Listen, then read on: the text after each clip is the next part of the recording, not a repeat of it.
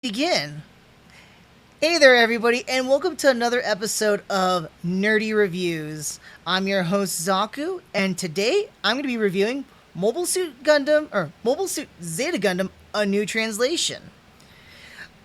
So just to preface this really fast, this is a compilation movie that came out on the 20th anniversary of Mobile Suit Zeta Gundam's original release. So this was made back. If Zeta Gundam was in 1985, 20 years later it'd be 2005. That's when the movies came out. There are 3 compilation movies, each of them about hour and a half ish. Essentially, a little bit shorter than some of the other compilation movies that are out there. And it does some interesting things, such as introducing a lot of new animation, splicing with old footage, and trying to tell the story of Zeta Gundam. But what's the story? So I'm going to try to rehash, and I think you guys kind of notice Captain Nero here. He is the captain of this ship here. He wants all the attention. That's why you don't get my double hands. I like to express or talk with my hands a lot, but yeah. He's going to be here. He's got my arm kind of pinned down, so I'm going to work with that. Anyways. But yes, this is a compilation movies, 3 of them, of the Zeta Gundam series, which is a 50-episode series. So try to imagine cramming 50 episodes into hour-and-a-half-ish movies. Like, each one, like, the first one is called Heir to the Stars. The second one is called Lovers. And the third one is called, and I love the name. It's a ridiculously long name. Love is the Pulse of the Stars. Ridiculously long name. I love ridiculously long names. Kind of reminds me of a Dragon Ball Z card from the 2000s, the Score game. Back in Saiyan Saga, you can look this up. You can like Google it. It was a card, and I commit this to memory because it's so ridiculous how long a name is for a card. But it's called Teaching the Unteachable Forces Observation. Yeah, I committed that to memory, and I thought that was the most ridiculous card name ever, by the name of it and then the length of the name. But I'm pretty sure there's other cards that are with longer names, but yeah, that one just kind of had me out there laughing. But yeah, Love is the Pulse of the Stars is the title of the 3rd movie. Each of those movies are about hour and a half-ish. The first one being like an hour, 35 minutes or so. The second movie gets closer to an hour 40, like clocking in like an hour, 1 hour and 38 minutes. And then the last movie clocking in at around an hour 40. Or was it an hour 40? I can't remember. But it just gets increasingly a little bit longer, but not by a whole lot. Now, try to imagine trying to cram in 50 episodes into that time frame, and it's going to be a nightmare.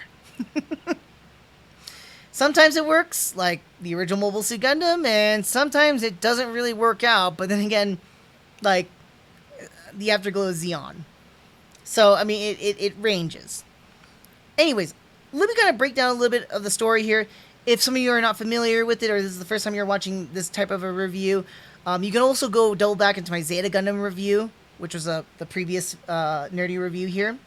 But it's basically the same story here, and I'm just going to paraphrase the entire plot line, essentially. So the story of Mobile Suit Zeta Gundam: A New Translation basically takes place in Universal Century 0087. A young man by the name of Camille Bidon is involved in a ever-growing conflict between the oppressive Titans and the rebelling AUG, AUG being short for Anti-Earth Union Group. There you go. So one of the biggest things about A New Translation, I'm just going to call it that from this point on, is that it has a lot of new animation. The original director, Yoshiyuki Tomino, returns to direct the compilation movies. There are some good things, and there are some bad things. And it's give or take on how you kind of view it. You'll hear from me in a short bit what I think about these changes here, but a lot of it features basically, like any other compilation movie, we have a mixture of a lot of these old scenes, or basically cuts from the original series. The newer movies, though, made in 2005, 20 years later from the original series, actually incorporates a lot of newly created scenes. These scenes either recreate certain events, so that way it can kind of gear it towards the alternative plot line is what I want to call it. Think of it as Back to the Future 2, right? And this alternative timeline. Or they completely add in brand new sequences and scenes that enhance the viewing of the movie, which is great. I would say a lot of that, it's like a lot of these action sequences and stuff like that. It's a lot of fun. However, with this newer animation, though, we get this contrast between new animation and then the old animation.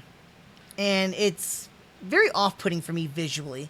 I'm always a person that's very much into the engrossment, the encapsulation of the film, and not being taken away or being broken away from the screen's presence, if that makes sense. So, like, anything that can detract me from watching the movie, like be an external or an internal interference, is what causes me to not really enjoy watching the movie. So in this case here with with A New Translation, the problem that I had with it primarily was that there was these cuts between, like, definitely old footage. It's like, it almost looks like kind of like bad because it's very, very grainy at times of the original series. And then you get these new, crisper looking images, these new animation sequences. So these compare and contrast really kind of takes me out. Like, all of a sudden, like, you're watching something old, then you're watching something new, then you're watching something old, then you're watching something new, watching something old, watching something new. You see what I mean? It does this frequently throughout the movie. Now, the first movie kind of uses a lot of majority of it is the old footage, or the series footage. I keep saying old footage. Let's call it series footage. It uses a lot of the series footage versus newer animation. I think about, it feels like almost like 10 minutes, 15 minutes of the movie is newer footage. But that changes drastically when we hit to the second and third movie, where it kind of feels like an even balance. I would even argue that the third movie uses more newer animation than series footage. But we get a lot of new animation that, again, either recreates major points that can direct it to this new plot line, or it creates absolutely brand new sequences, which is awesome because a lot of it's the fighting sequences, which are really, really cool, I feel. But again, this whole back and forth thing between old and new really, really offsets me as a viewer. I honestly think that if they were able to put in a lot of this newer footage into the series, into these three movies, you might as well just redo the whole entire movie from scratch and follow the plot line that you want to follow and just make the newer animation. I'm not sure why they did this. Honestly, I think it's just, for budgetary reasons. It's cheaper to just cut up the old master, put it in there, and then just, create newer animation for the scenes that they want. I get it, though, with the newer animation, though. Again, when I keep talking about it, it deviates to create a new plot. I like some of it because a lot of it's like, oh yeah, that's exactly the same scene that happened in Zeta Gundam, but they altered it. Either they did it in a different angle, a different type of a shot, and they would have like different dialogue that was intermittently added towards that. Additionally, and I say this weirdly though because I never really watched the Zeta Gundam original, not dubbing, but the original subtitling, so the original Japanese voice actors. But from what I can understand, and this is actually kind of cool, they got a lot of returning voice actors from the Zeta Gundam series into the movies. And when they did a lot of the newer scenes too, their voices just sound almost exactly the same as they did back in 1985. So I thought that was kind of cool. I know that in a couple of the scenes though, because some of the actors either I don't know if they passed away or not, or they just couldn't reprise their role because of their age, but there was a slight difference between the voice actors or voice actresses. Not super noticeable for me, at least, but from what I can understand, there was a little bit of a difference there. But I think that was really, really cool that they actually, not only were they able to do these newer scenes, which a lot of times, if you think about it, 20 years later, it's going to be really hard to get actors and actresses to voice their characters and sound exactly the same when they haven't done it in 20 years. So I think that's really, really cool. With the newer scenes, though, and a lot of these plot deviations to create this newer plot line, and I'm not going to spoil anything in this review here, that's not going to be the same when I do What's the Gundam Difference, is that it really alters the movie to be more a little bit of a faster pace. So, again, we are taking 50 episodes, condensing it down into 3 separate hour-and-a-half-ish movies, right? A lot of subplots, character developments, or action sequences are completely removed, omitted, cut out, just to fit in the time frame. because they did this type of editing too, and how short the movies are, it's incredibly paced. It's almost at neck break speeds at how this movie progresses. I would akin that these three movies are almost like an action movie where there's very little character development. Everything's mostly driven by the plot, the story, not really the story, but the action for the most part. The action dictates what's going to happen next rather than following a very consistent plot line like the series does. With some of this character removal stuff, it's a hit and miss. A lot of characters, such as Camille, for an example, suffers a lot. Jared suffers, I think, the most. I don't like Jared as much as a character, but I think he's a very vital character in the Zeta Gundam series and being a primary antagonist towards Camille. And in the movies, he basically is like Team Rocket. He shows up, gets knocked out, and kind of blasts off, and then he comes back again. That's what he is.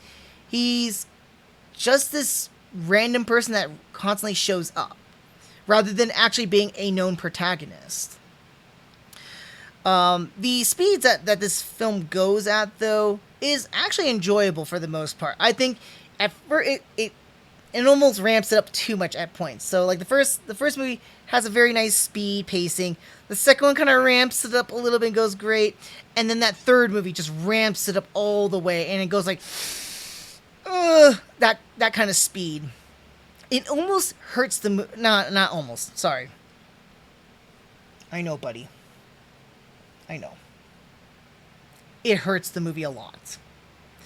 By the third movie, it takes it to a point where it cuts out so much and goes so fast with the plot line and very loosely strung together. It's only been done so because of the action that really strings it along. It makes almost no sense. I know. Like, what do you mean by that, Zaku?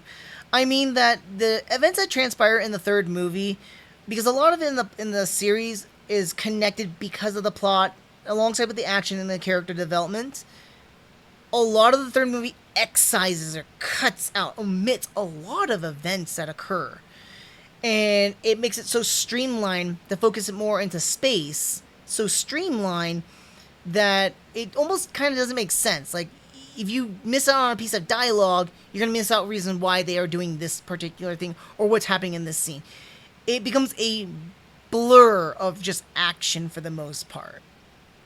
Give or take, however you want to look at that, that could be a positive and or a negative. Again, I'm going to go back to like a lot of the character changes too. Some of these kind of character changes though, like, again, the trade-off for making a more streamlined action story, right? We have our character development obliterated. But even with this obliteration though, there was some room actually for improving on certain characters, oddly enough. So, just to give you some hits and misses, right? Like, a miss, for an example, would be like, and not without spoiling too much, Rekua's reasoning of what she does. In the movies, doesn't really make much sense. The series delves more into it, makes a lot of sense. Shirako feels like this kind of weird villain who they make a big deal of, but he's not really that much of a big deal. In the series, it makes sense because he's a scheming person and he's doing all this manipulation, but the movies, it doesn't really come off that way.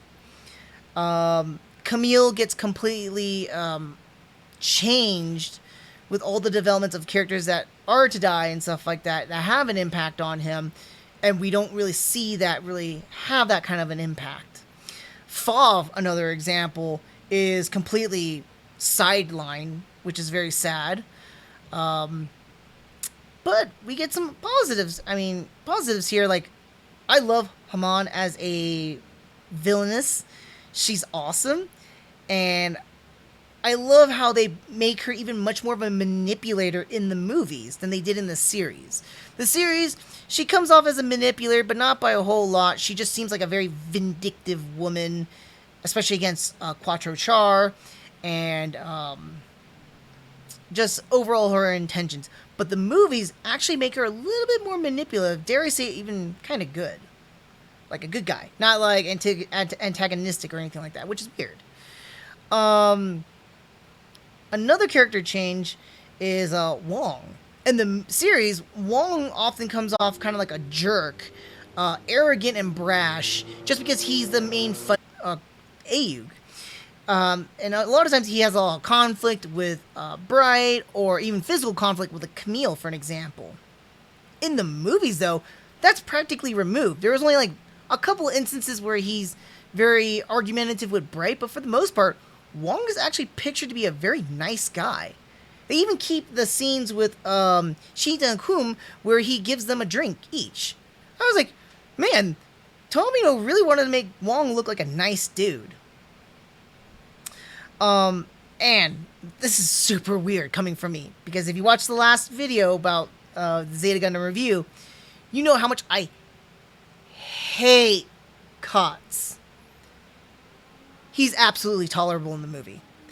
There are some scenes where they keep it just like they did in the series, where Kotz kind of gets annoying, but he doesn't get to the overabundant, over the top levels of how annoying he could be in the series. And in the movies, they really cut that down.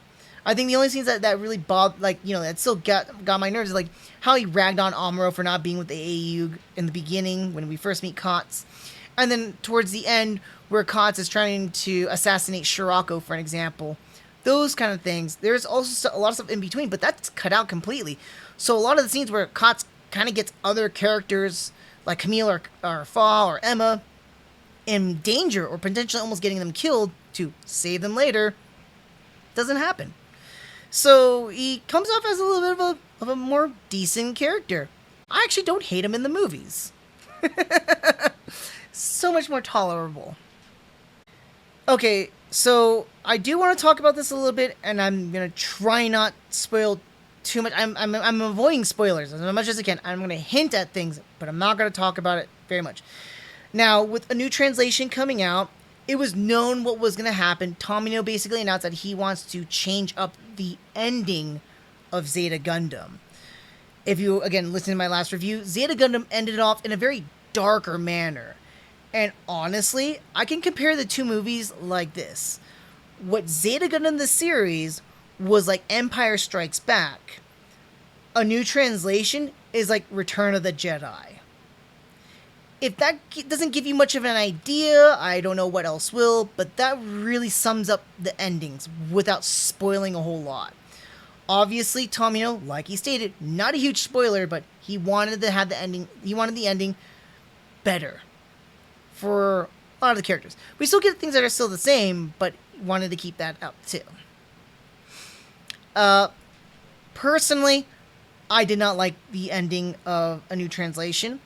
I think it was although the subplot that rails it into that manner makes sense. I just didn't like it.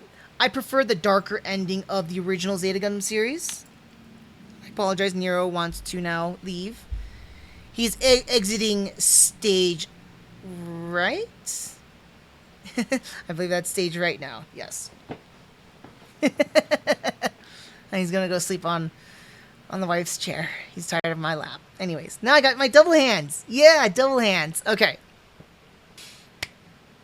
Anyways, though, the ending really, really changes, and it's very different than how it is in the series. I honestly prefer the original series ending. I like that darker, kind of almost, it's not bleak, it's more of a somber, melancholy type of an ending. Just like Empire Strikes Back, where a lot of bad things happen, but there is still hope. Whereas the ending of New Translation is very much like a Hollywood ending.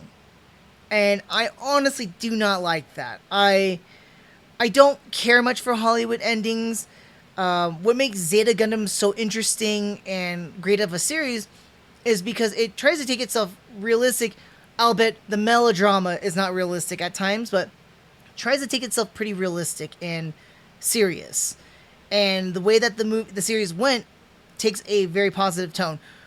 Honestly, I wouldn't think that the ending of A New Translation really would gear it towards that, but I guess that's how they kind of alter and change things. So I will complain that I just don't like the ending of A New Translation, and I prefer the original Zeta Gundam series ending.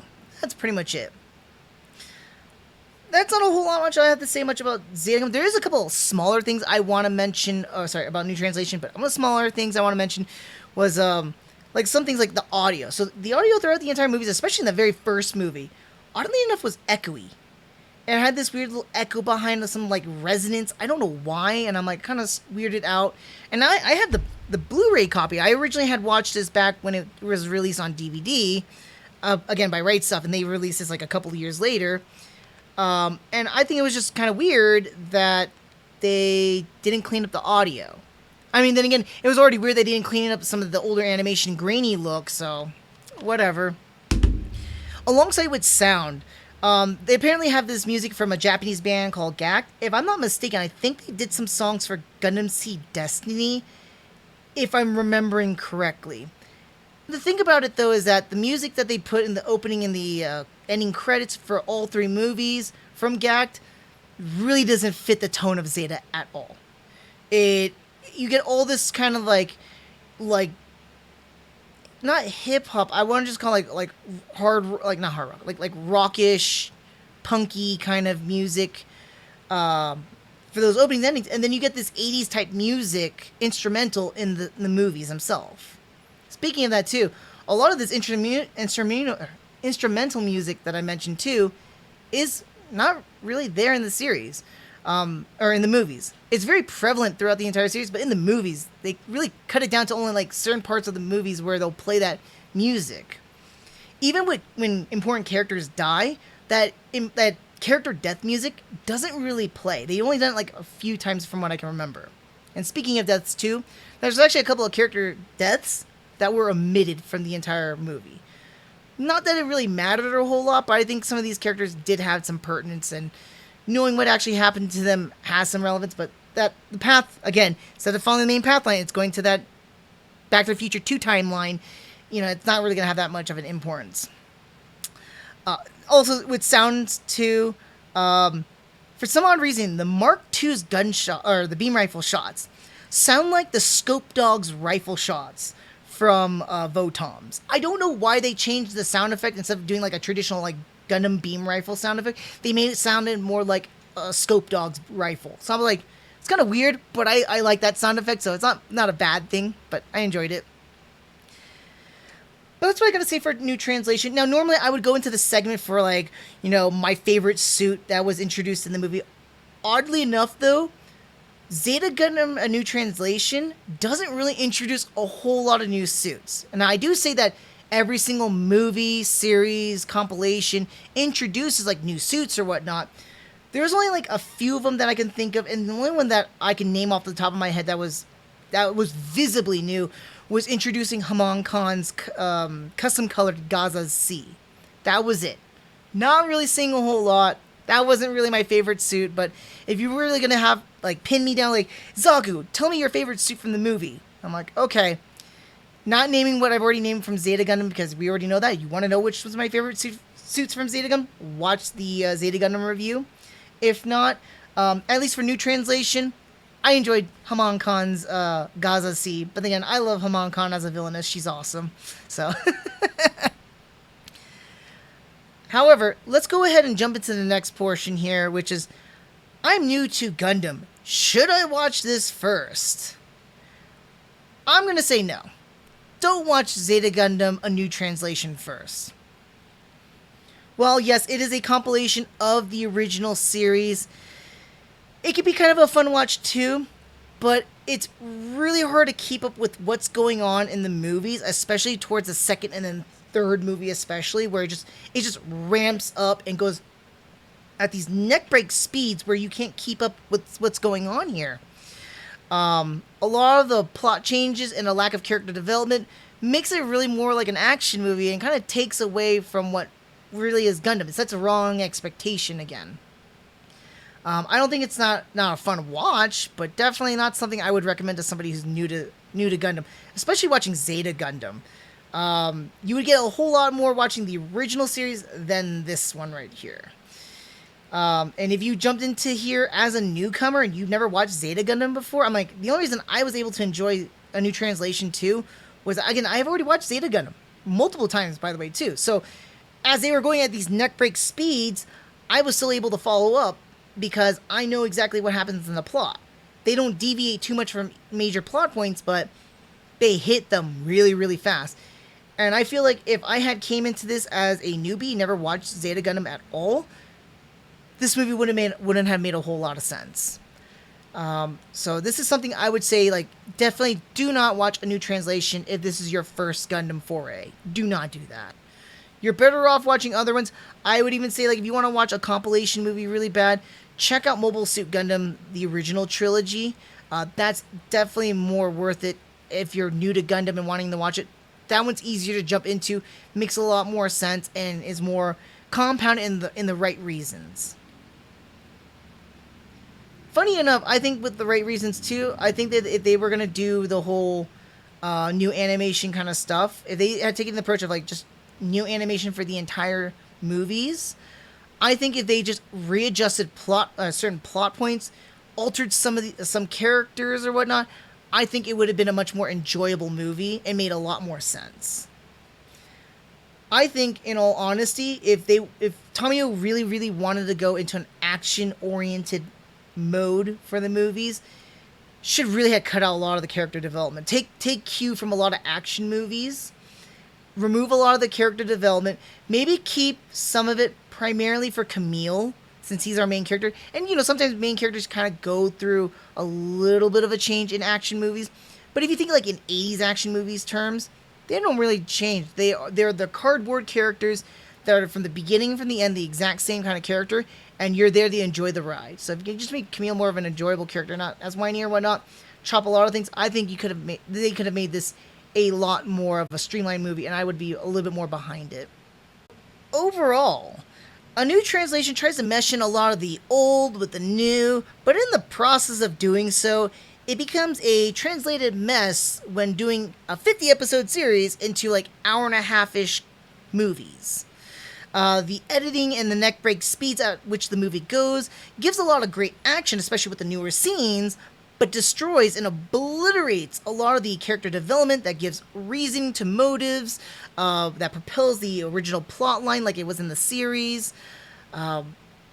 Yes, the new scenes are welcoming, but they have their controversial double edge, especially when it comes to cutting both good things and bad things.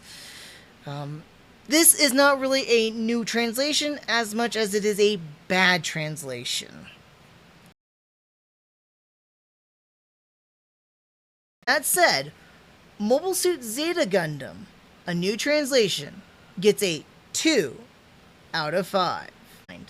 What we got in a new translation was basically a hodgepodge mix between trying to keep Gundam fans happy and then trying to incorporate or bring in new people to watch Gundam.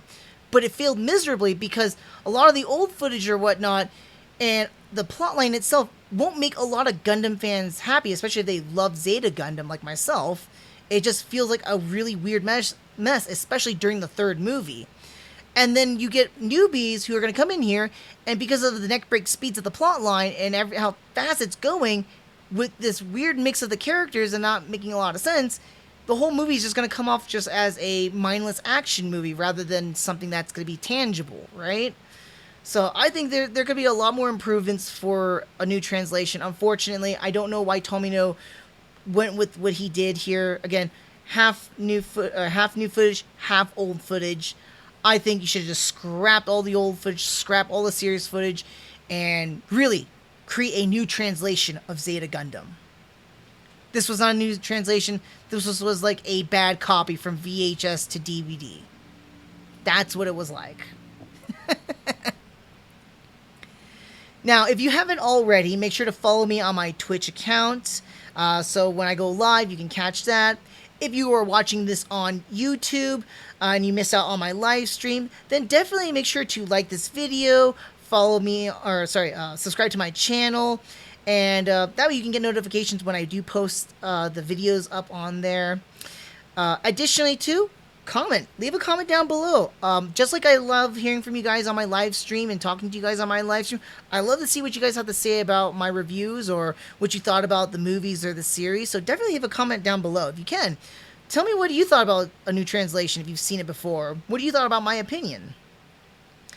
And if you haven't already too, you can also follow me on my Twitch account, or sorry, Twitter account.